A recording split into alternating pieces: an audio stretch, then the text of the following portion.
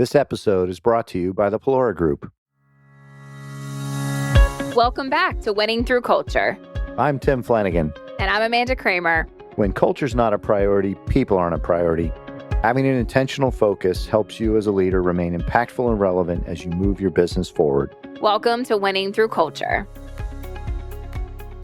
Today on Winning Through Culture, we're celebrating the voices and stories of extraordinary women, those who lead and build culture intentionally and certainly foster inclusion.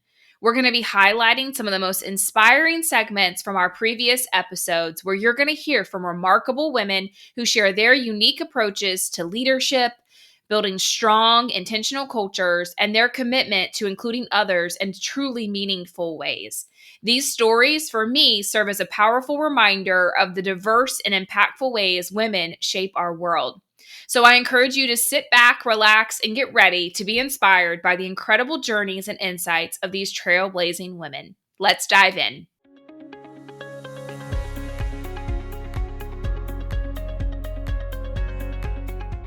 And I think one of the skills that you really have is the ability to take what that military transition looks like and then apply it to helping those individuals, reach their goals, whether that be financially, professionally, and through advocacy. You've been able to do that, which is just, again, incredible. That's the only word that I have for it. And your story just really resonates with me. And you focus and specialize in your practice on supporting that military transition guidance. So when you think about leaders and business owners, individuals that are listening to this conversation between you and I, what are some of the common misconceptions or challenges that veterans that you've experienced, whether that be in your personal life or through the service work that you have done? How has that come to fruition for veterans when they're looking at understanding the benefits that might be offered at a particular organization, or how leaders can address some of those specific veteran transition concerns that maybe they don't have a common language around today? So I think you have to just go back to that word transition, because a lot of times as business owners, we go through a lot of attrition, right? Right. Yes. So how do we retain? How do we retrain? When you look at veterans, they stick to it. They endure. They're there. They're loyal. They're going to stay the course. And so a lot of the value comes, and a big part of creating that culture is identifying that they're valued. So there's a lot of misconception when we talk about military, PTSD being one of them. That's an acronym for post-traumatic stress syndrome. Mm-hmm. So it's become a catchphrase, and people are kind of afraid of it. Oh, the military, they have PTSD. And I haven't researched the data recently, but the last data I had, it was like there's 7% of military have PTSD. And then the common people, us civilians, mm-hmm. the number is 6%. There isn't really anything to be afraid of. So we need to just take down that wall. Yeah. Because what does that mean? PTSD means I've witnessed something that is traumatic, or I've gone through something traumatic, and I'm learning to cope with it. And as long as I have good, sound coping skills, and that's what we do with our military, we provide medical, we do a lot of things to support that. There isn't a need to be afraid of. The media sometimes creates a negative awareness about situations. We do need to be aware, and we do need to consider, and we do need to evaluate things, but we don't need to have biases, mm-hmm. because there's really no fear in that. It's not a healthy environment. So when you hire somebody that has like PTSD or transitioning out of the Marine Corps, one of the things I like to tell employers is talk to them, get to know them. Because what they just did, number one thing, they just hired security for their company, whether they realized it or not. Right. Yeah. A military professional isn't going to quit doing what's been developed in them. It is at the core of their being. They're always protecting. So like if you see them out, a lot of times military people, like if you're in a restaurant, they sit in the power seat so they can see the door, mm-hmm. They want to see what's going on. So when you hire them, think about their office location.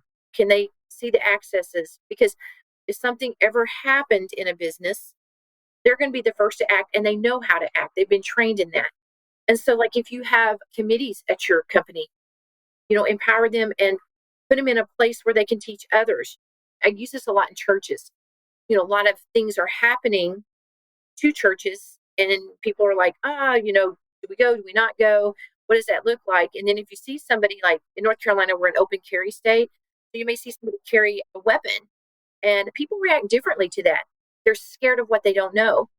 And so I know, like locally, and we're predominantly veteran, you will see guys who've gotten together and they actually patrol, and they just walk around the churches. They look for, is there somebody that has a backpack that might be kind of doing something weird? And this works in business as well. They identify risk. If they see somebody, domestic violence. I had one of the guys not too long ago come up to me, and there was a lady, and she was in a domestic violence situation, and they de-escalated the situation, and we got help. So they're really good at identifying. And the other thing I would tell employers is, when we talk about military, everybody thinks it's foxholes and guns and violence and war. It's not like that. The military is a city within itself. My base is a city within itself. So they have restaurants, they have food, they have stores, they have computers, they have technology, they have to have logistics, they have to know how A is getting to B.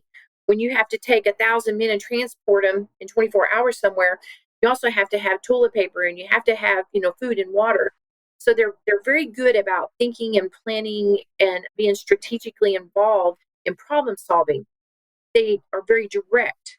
So talking with them, sometimes maybe we have to tell them to tone it down a little bit, because to them it's just, they blurt it out. But they're problem solvers. If they come to you with a problem, they're also going to have a solution. And sometimes trying to understand the difference between the military and the civilian world is what that may look like. And so explaining and being able to soften the directness, maybe with, staff, or let the staff know, hey, they don't hate you. They're not trying to be mean to you. They're just, to them, it's an order. It's a directive. We don't fluff it up. We just execute. Because if you think about their culture, if they talked about it and all around it, someone may actually die. So when we say things, we just execute. Well, and I think one of the points that you made, which I had not really thought about, which was very cool for me, is like you talk about a base being its own city, right? And there is that opportunity when we think, transition of military into civilian life. As you said, like, I think most of the population immediately goes to combat or the skills that they would have been trained on in some type of action capacity. Whereas there is an entire community of support that needs to occur in order for that to even exist. And so when we think about individuals that might be transitioning from, a military career, and you called it, an MOS earlier, right? So when they're transitioning from that, from their career in the military, their skill set is vast. It might be in technology. It might be in logistics, like you were talking about that. And just peeling that back, taking the opportunity to sit down with that individual and really understanding their journey in the military space. So we better know, as leaders, as employers, as business owners, how to apply their skills to what we're looking to have and retain in that particular position. That was like kind of a light bulb for me. I know that all that happens, but as you kind of think about when someone says, okay, military, I think we automatically lean into that more combat space, the skills that someone might have there versus in the technological or logistics or food service or whatever that might look like, that was eye-opening for me. So thank you for sharing that.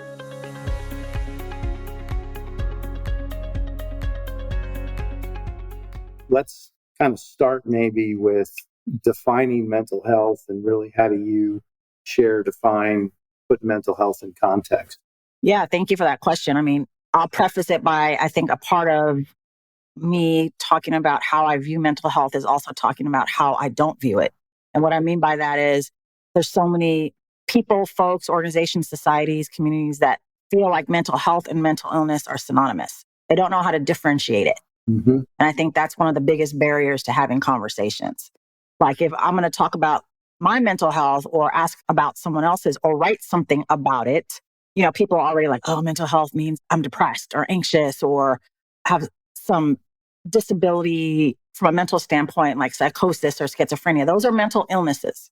But when we talk about mental health, it's simply put that it's how you think, feel, and behave, how you skillfully and with self-awareness manage your stressors, and how you show up to your relationships. That's how I view it.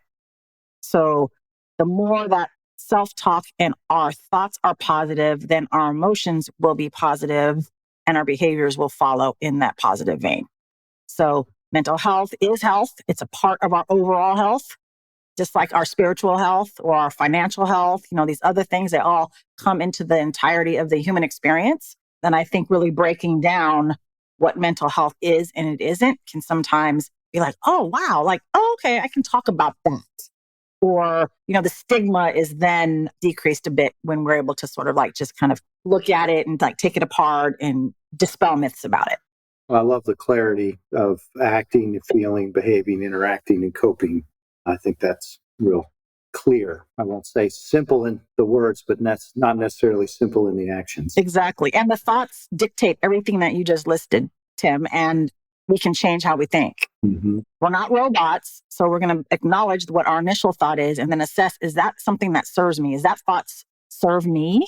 Is that uplift me? Is that positive towards my own direction?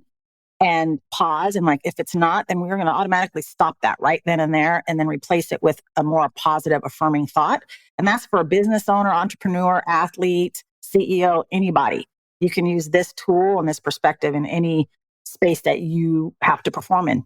Well, and Lisa, Tim mentioned in your introduction to being part of our podcast today about the work that you've done to achieve optimal mental health and peak mental sports performance. So honestly, you help build leaders, right? And this podcast is directed at helping entrepreneurs, business owners, leaders in all categories really create an intentional culture with their teams, with their organization, whatever terminology you want to lead. And I think you brought up a good point that there definitely is a distinction between having a dialogue around mental health versus the mental illness conversation that might come up. So through your work so far, what are some of the breakthroughs that you've had in the facilities and the organizations that you've been a part of that have really helped form how leaders can have conversations about mental health in that 4 kind of part category that you just identified it as? Have you seen anything that you're like, oh my goodness, like this was that moment, that aha?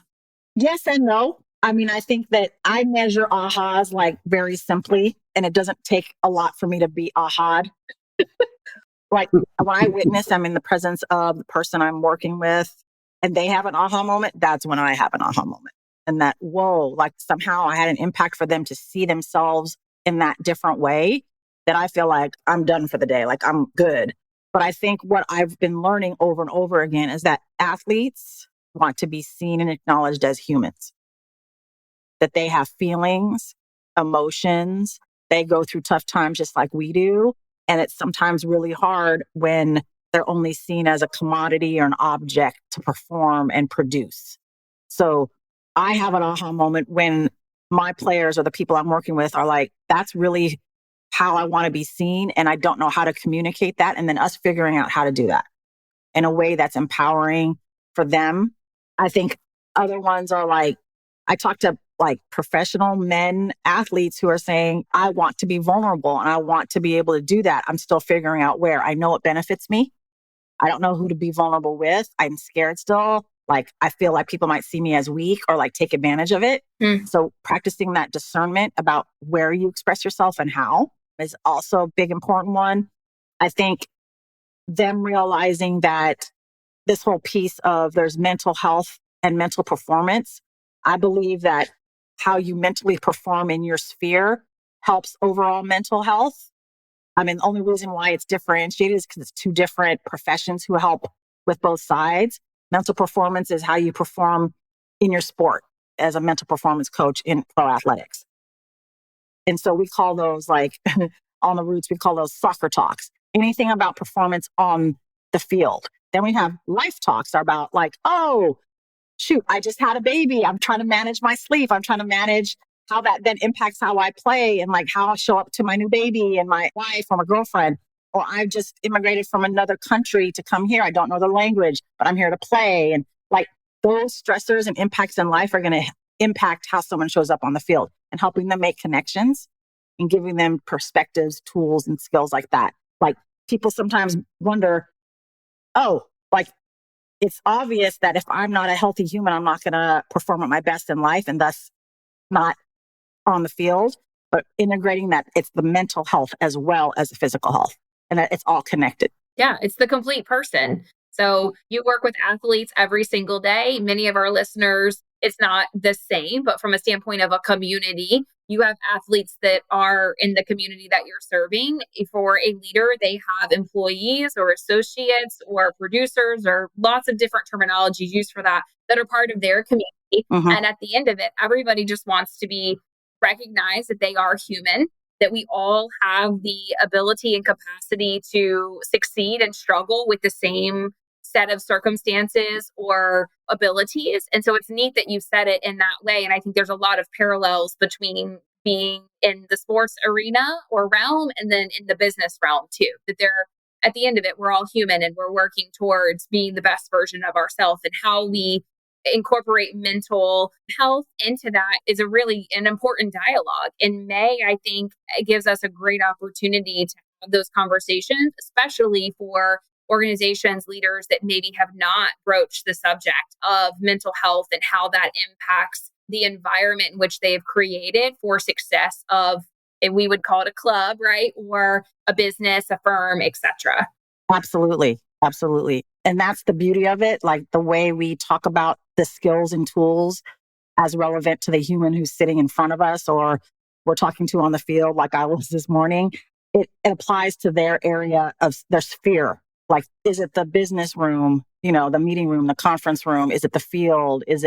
Where are you? Is it out in war? Like, where are you performing and have to regulate yourself and your emotions under high performance situations? Yeah. So as an entrepreneur and business owner myself, alongside being a mental performance coach, I think about that all the time. And how does my humanity show up in the different identities that I have as a woman, as a wife, as a mother, being the only woman a lot of times at the facility with this professional men's team, being a woman of color. How do my identities show up, and how do I make sure I'm equitable and how that shows up? Like, how many hours am I spending working on my business and working in my business is always my question.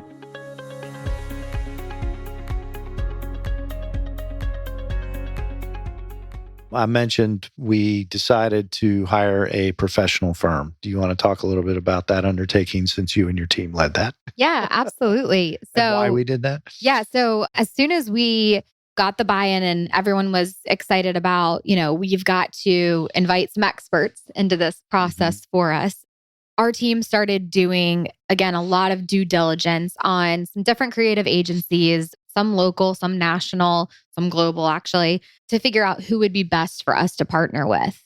And that was a really exciting process to be a part of, because you get to learn about these agencies, other organizations that they've taken through the rebrand process. And all of the processes looked very different. Yeah, that did strike me. Yeah. And the one that we ended up landing on, which is Circa, and to your kind of plug earlier, we are going to spend some time with them.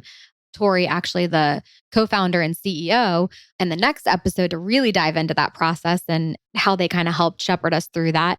But in working with them, we really aligned with what their process was. I don't know if you remember, but we sat in the room and we're like, this is kind of the process that we take, our clients through, and our advisors take their clients through. And so that definitely resonated with us. But I think the most unique part of the process with Circa was the discovery process they took us through in the initial phases, which again really allowed us to uncover our current brand, what our competitors were doing, and where the opportunity was. And I think coming out of that discovery process, everyone that we had in the room, which I think we can also get into, who we kind of identified internally, was like, wow, now more than ever, we realize that we do need to go through with this. And so it was just, I'll use the word comforting, to kind of go through that discovery process and come out of it even more bought into the fact that we really need to take advantage of this opportunity to tell our story better. Yeah, because I think if memory serves me, we interviewed 4 firms. Mm-hmm. Yeah. Yeah. To your point, we'll have Tori Thomas on a future episode and kind of talk about how they do that, because it was unique. Mm-hmm. And it definitely did resonate with us pretty pronounced way. Yeah. Yeah, absolutely. So we also, though, to your point, you want to talk a little bit about how we kind of chose who would be involved in this process? Yeah, I think that, again, getting back to that balance of having the right people in the room, having enough different perspectives in the room, but not having everyone in the room. It was definitely something that we were treading lightly with, right? We were trying to make sure we had the right people. So when it came to that initial discovery process, we had our senior leadership team in the room. And then we also had our recruiting team as a part of the conversation, since those were really our team members that are really out in the community and telling the story. Yep. We wanted to make sure that they were very much involved in the process, since they were the ones that, again, were out in the community and understood firsthand what those conversations are looking like. Yep. And then obviously our whole marketing department was a part of those conversations as well. And so I think that ended up working out well, because yes, we had strong opinions in the room, but it was because everyone in the room was very passionate about where we were going to land. And I think that was important, because we knew that any of the disagreements or tension that may be happening was coming from a really good and healthy place of just wanting the end result to be good. Yep. And so I think for anyone that is kind of entering into this potential journey of rebranding, it's to keep that in mind when thinking about who you want to be sitting around that discovery table, or even when you're kind of talking through some potential names and logos. You want to have people that are passionate about the brand and don't mind kind of speaking their mind, but not too many people, if that's it. Yeah. So some people that are not shy and will say what's on their mind, but not too many of them. Yeah. Yeah. Well, and again, a diversity of points of view. Exactly. And those that are tasked with telling the current story every day. Yeah. Okay. I was going to say, and knowing that this podcast, right, is all about culture and making sure that your team feels seen and heard and is proud to come to work every day.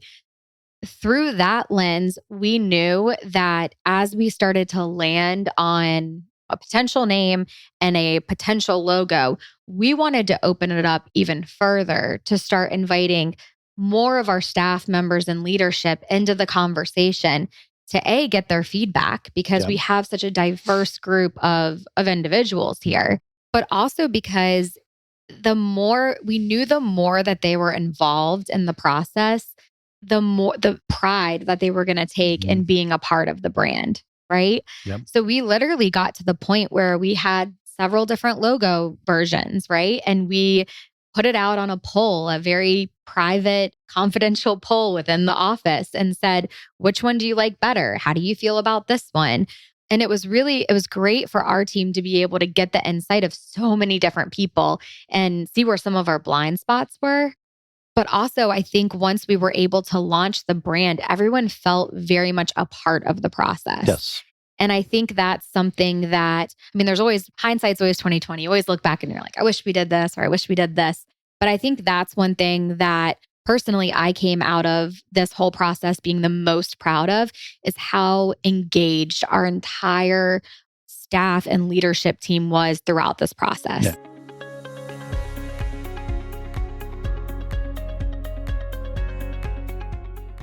How do you define a healthy, growing, and purposeful culture, Lila? I think maybe I'll start with defining how I often hear culture referred to, and then I'll share with you my definition. Often I hear culture referred, like when I ask a leader or people within an organization, tell me a little bit about your culture.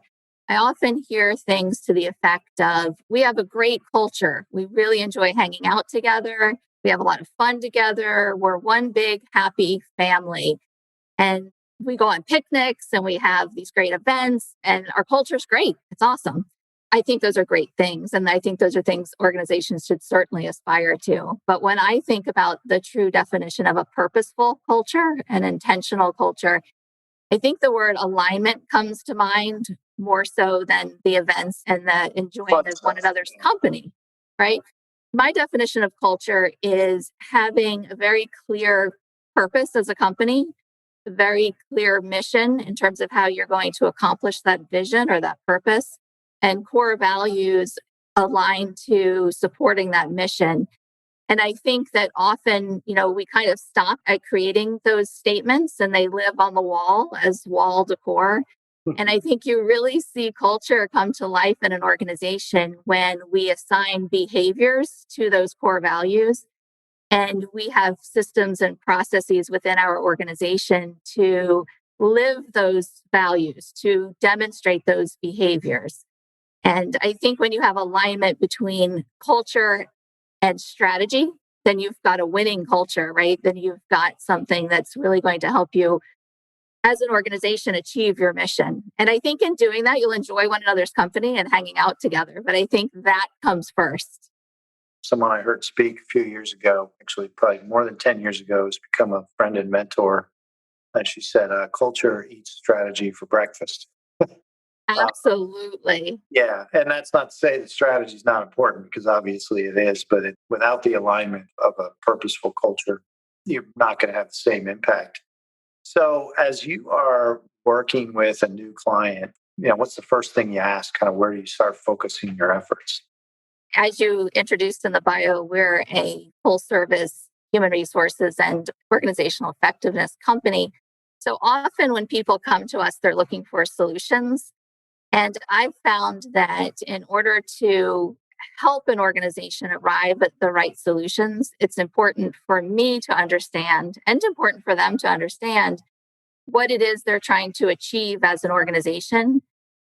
For example, one of the first questions that I would ask would be, what is your vision? What are you trying to achieve? What is your mission? How do you plan on achieving that? What are the core values that define success within your organization? And are you living those values? And when I say, are you living the values, what I'm really referring to is, do you have systems and processes in place that are supporting the behaviors that are necessary to align to that business strategy and drive success? And some of the systems and processes that are critical, I think, for creating an intentional culture would be your selection process, right? Do you have a clear understanding of the type of individual and the skills and competencies needed for them to be successful in this organization? And are you adhering to that, right? Are you only selecting people that fit into your culture? And when people don't fit into your culture, are you making the difficult decisions to let people go? That's what I mean by living those values, right? It's having that system and process in place to make that come to life and have it be more than just something that we say, and have it also be something that we do. And I think people in organizations watch what we do, and they do that more so than listen to what we say. Yeah. So I think that when creating culture, it's really critical to live those values and have those systems and processes in place to do that. So when people come to me, they're looking for a solution. Usually it's, I have someone in my organization that is not working out, or I have someone in my, someone I want to bring into my organization. They're dealing with some type of an issue that needs a solution. And for me to be able to coach them through that and help them, I have to have a good understanding of what it is they're trying to accomplish and what their culture is all about that they're trying to create or maintain. Do you find, Lila, that people often have a good handle on what their culture is from an intentional perspective? I've talked about that in previous podcasts myself, that I was aware years ago of our culture. I wasn't really happy about it. And I, quite frankly, was not equipped as a leader at that point in my life to even have the facilities to change it. But it wasn't really a positive one. It wasn't the one I wanted. What do you run into there? I'm curious. Yeah, I find that it's not unusual at all not to have a good handle on even understanding what your culture is. Every organization has a culture, so you can be assured you have one. Got one. Right, you've got one. it may not be aligned to your business strategy, right? And it may not be doing what you want it to do for your organization, but you absolutely have one. What I find and in our work with our clients is we've become really big fans of focus groups, of listening tours, of culture surveys, of gathering lots of data to help an organization objectively take a look at their culture. And I can say that in those experiences, people are often surprised. They're often surprised. Sometimes they think their culture is worse than it actually is. And sometimes they think that it's way better than it actually is. So there's often some element of surprise when people get handed feedback from people. People tend to show up to meetings and smile and shake hands and say the right things. And then there's this undercurrent meetings after the meetings that take place. And that's where your real culture is. And sometimes in those meetings after the meetings, there are real leaders that are in those meetings, right? They're leading your culture in. They'll not be the positional leaders, but they're the influencers. Exactly. They're the influencers. They're the informal leaders in the organization. And knowing who those people are and understanding what their agenda is very important to shaping culture. In our workshops, we work a lot on the front end around who the individuals will be that we invite to the workshop, where we're working to identify the vision, mission, and core values for an organization. And it's important to have multiple voices at the table, and it's important to have people that will tell you the truth and be honest. And it's also important to have those informal leaders in the room helping shape the culture and being a part of it. You may discover later those people don't have room in your organization, or you may discover that you have an easier time helping them embrace where you're trying to head because they've been a part of creating it.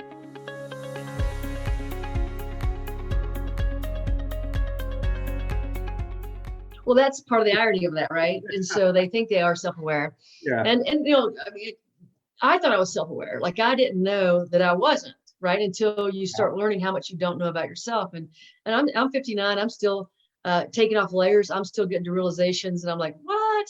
Like I've been living myself for 59 years. I still don't know that about me. So I think that, you know, anybody who's open to it, you're open to the discovery of more about yourself. But with clients, and I'm really interested with clients, is, you know, how do we unravel that, and how do we get them to know themselves? So, you know, during conversations, I ask a lot of questions. But what I love to do, and where I think this is really where it unravels, and I've seen this happen with a lot of my clients, is I send them winning success steps after every conversation. And those dive into deeper, like I ask them questions that really make them think, and they get a lot of information, because most of the time people don't ask those questions. So, you know, I was sending anywhere from, you know, 7 to 11 questions that are deep dives into something that they've said to me. And, you know, and I repeat back to them things that they're saying. So, you know, I had a young gentleman I was working with, and he said, you know, we talked about victims and what a victim is. And a victim is anybody who blames outside events, circumstances, or other people for why they are who they are, right? So if you're a victim, you're avoiding responsibility. What you do is you place blame, and you have zero power. And so when somebody uses a victim statement, I will point out the victim statement, right? When they'll say something like, well, you know, it's not my fault, this other person was blah, blah, blah. And I go, okay, so stop. Let's revisit that. What could you have done differently? Well, she's just a blah. Okay, stop. So tell me how you could have responded differently, right? So I'm going to ask them to stop blaming and start taking responsibility.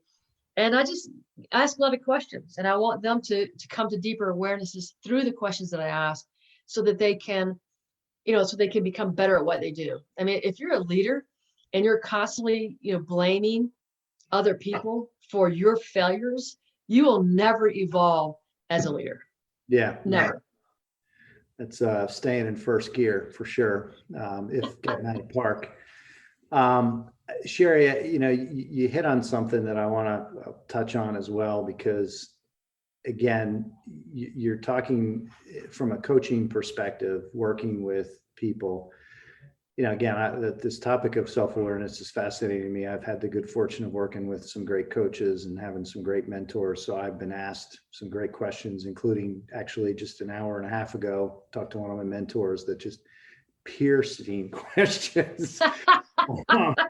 That, he's in his 70s, and I can like count on him. I hadn't talked to him in over a year. I mean, he remembered our last conversation, right before Wow. COVID and what was going on. And then, but how important is it to have someone like that in your life that can ask? Because, the capacity if I'm trying to develop my own self-awareness, I might not even have the right questions to ask myself. So where do you see coaching or mentoring or, another person as a part of the equation to helping bring that self-awareness out? I really believe in, mentors and coaches. I believe that, whether you can hire a coach, which is, I think I've discovered along the way that many, many, many people do that to improve, their businesses, to improve their leadership.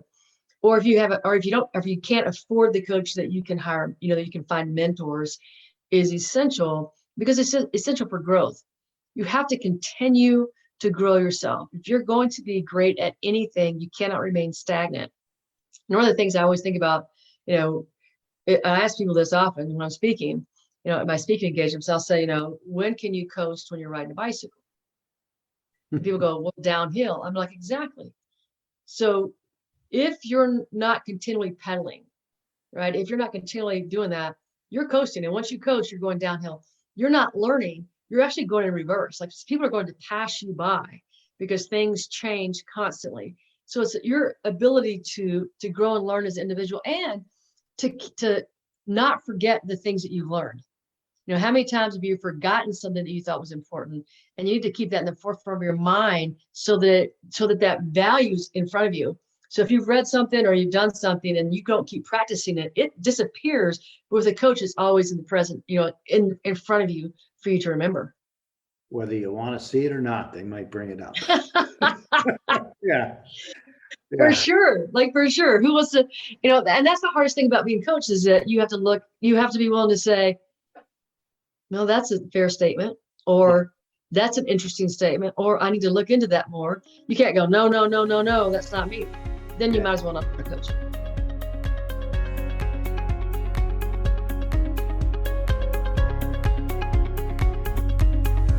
Thanks for joining us for another episode of Winning Through Culture.